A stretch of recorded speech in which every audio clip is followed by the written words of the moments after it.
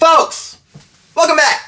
Good old-fashioned market talk, market discussion today, talking about where we're going in this hobby for the next few months into the end of the year. We got Twilight Masquerade getting released next month. That is going to be the 6th set, guys. We are right smack dab in the middle. Pokemon releases about 12 sets a year. This is going to be set number 6. We are halfway through Scarlet and Violet era, as crazy as that sounds. And then after that, we got the big bad dragon set coming after that. That's going to be a specialty set. I think that's going to do very well, especially with the singles. The sealed, probably going to be about like the rest. You'll probably have time to pick it up, but we'll talk about that. So, Twilight Masquerade. Obviously, the critics are already out on it, saying it's going to be a weak set. There are a lot of people that actually like the singles they've seen so far. There's very mixed reviews. We're not worried about that. People are always asking me, though, Alex, is this a good investment? Should I move in? Is it time?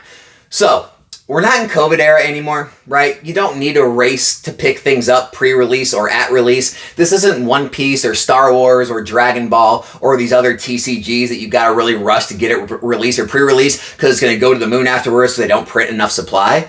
Pokemon prints enough supply.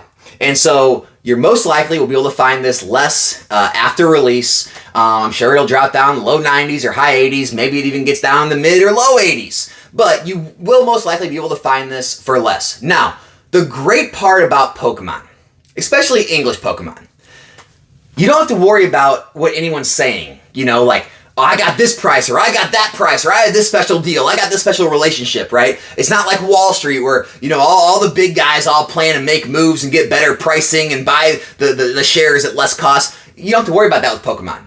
We know about 99% of stores fall in between the bracket of paying $88 to $95, $96 per booster box, depending on how much they spend with the distributors. So you know, if you can find boxes for $88 or less, you're paying less or the same as basically every single store in the US that orders straight from distributors who order straight from Pokemon. Now, when you talk about the real big guys like the P Football Pete's and those, they may have some special deals worked out where they get mid 80s or low 80s per booster box, and that's fine. You can even find booster boxes that low sometime. So what's cool about Pokemon, especially in English, is you know you are getting in at the absolute ground floor as cheap as anyone else out there. You're not having to, you know, compete with people who are getting a head start on you. If you can find these boxes for $4.80 a case or anywhere close to that, you know you are on the same playing field as everyone else out there. And so for me, I like that, and I have no problem moving into cases in the low or mid 80s, even if it's 1, 2, 3, 4, 5 months after release. Now, there is a different school of thought, and it's a very legitimate one. It's just, it doesn't work for you.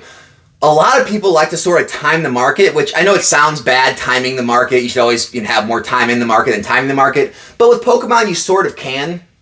It's risky, right? There's always chances that things jolt up. There's chances reprints don't come. But what a lot of people do like to do is not buy it pre-release, not buy it release, not even buy after release, but wait about a year, year and a half, and their hopes are the prices are going to be relatively what they were back then, maybe not quite as low, but they can get in later and use all that money to, you know, churn and burn and wheel and deal and flip during that time, and they're actually going to come out ahead of people who just put money to work and kind of had dead inventory for that first year to 2 years. And it's a very legitimate claim. If that's you, I 100% say that you can do that if you want to sort of run that side business and you kind of want to be in and out of products. For those of you who they got their lives set, they're working, they got kids and a wife or a husband, and they just want to have a good time, and they just kind of want to invest passively, that's kind of what I like to do, and I like to get cases when they're that low, in the 480 or less, or maybe a little more range, even if I know I'm moving in early and I'm going to have some dead inventory sitting there for, you know, maybe 6 months, a year, year and a half. I don't really mind it because I chase the price point. I don't really try to time the market.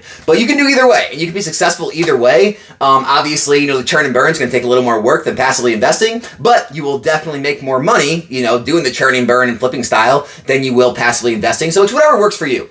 Going into the new dragon set. I don't even know what it's called yet, but, you know, because in Pokemon, we like to look like way ahead. No one's ever worried about the here and now or even like the past. It's always like, hey, we need to look like 5 years into the future. What's the set in like 5 years and like 2 more generations or something? What's that set? And that's just how we are in Pokemon. So we're already looking forward to like the set after Twilight Masquerade, even though it's not even out yet. Yeah, I know Temporal Forces just got released. forget about that set. We're like 2 ahead of it. And so I think that set's going to be strong. Just look at the other specialty sets, right? Not as much in the sealed product. Like, I don't think you should run out and buy a bunch of sealed ETBs and sit on them right away. However, look at Crown Zenith, right? Maybe the ETBs got reprinted, they're not performing great. The cards are starting to come back though. Just look at the Giratina, the gold Giratina card. It's coming back with a vengeance right now. Look at 151. They shot up, they're holding strong. Look at Paldean Fates. They're some of the strongest cards in the entire Scarlet Violet era when you look at price points. And so specialty set cards seem to be holding up and doing very well. I think they're going to put a lot of good Pokemon in that Dragon set. I expect nonetheless there. I think you will do very well making a singles play probably in that set, and I think they will hold up better than a lot of these booster box singles do. I don't know why that is. Maybe there's just more product with booster box sets because they're in 36-pack boxes and they have ETBs and other products, whereas there's no booster boxes with specialty sets. I don't know if that's real or not, but there is a real trend that the specialty sets seem to be holding up better when it comes to singles than the booster box sets, but the booster box sets seem to be outperforming the specialty sets when it comes to sealed. So it's almost like, well, buy the booster box sets for sealed, buy the specialty set singles almost. Kind of weird, right? But same thing with that. I expect it to do well. You don't need to rush into it if you don't want to. I'm sure you'll be able to find it long after the fact. You can still find Paldean Fates for under $40 in ETB if you want right now. It's no big thing. And so, other than that, guys, Temporal Forces. I've been asked this in the Discord, and I gave sort of a non-answer because I don't know the answer. It is on competition level with Paldea Evolved. I still think Paldea Evolved is a deeper set, but I think because they raised the hit rates on the SIRs and they're much harder to hit now in Temporal Forces, they may hold a little more value, and I think they are a little more sought after. Some of those legendary beasts, new forms, and some of those new forms of those Pokemon, they're a little more sought after, I think, than most people realize. And so I think Temporal Forces could actually, give Paldea a run for its money.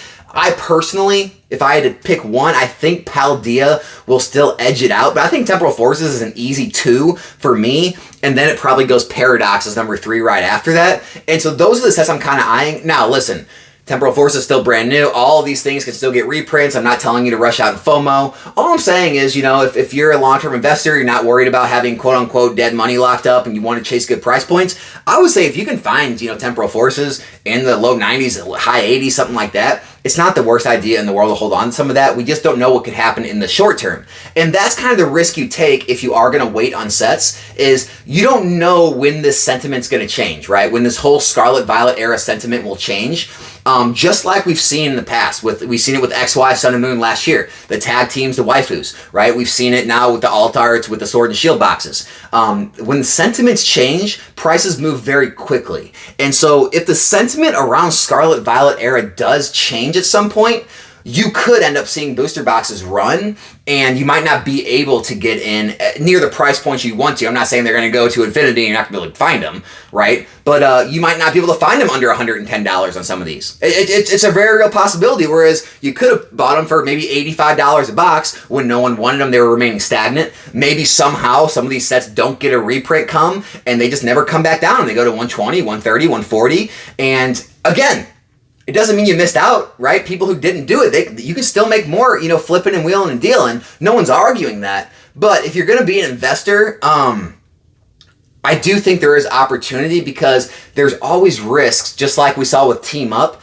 of things just not getting reprinted, or what we saw with like Astral Radiance, of like not really getting much of a restock or a reprint. Like those opportunities are always there for Pokemon to just say, we're going to cut it there, we'll reprint the strong sets, and we're just going to move on. And so, it's yet to be seen, right? The market's always changing, demand's always shifting, popularity's always shifting. It's impossible to give a 100% answer, but I think that's where we're at, guys. I think people are just consistently chasing the future, always looking forward to the next set and the next set and the next set. I think the sentiment around Scarlet Violet era is still, hey, we got time, don't FOMO. And I think there will come a time when that sentiment will change. When that will be, well, I don't know. We're halfway through the whole era already. I mean, let that sink in. we're getting to be halfway through the entire Scarlet Violet era. This is like, I don't know, battle styles, you know, Chilling Reign time in when you go back and look at Sword and Shield. So we're getting there, folks. Like we're moving right along, and so we'll see what that means and what that brings in this era. But that's where we're at. So take it for what you will. I don't know if anything was really accomplished in this video, but yeah, we're talking through some stuff together. Let me know in the comments what you think. I'm out.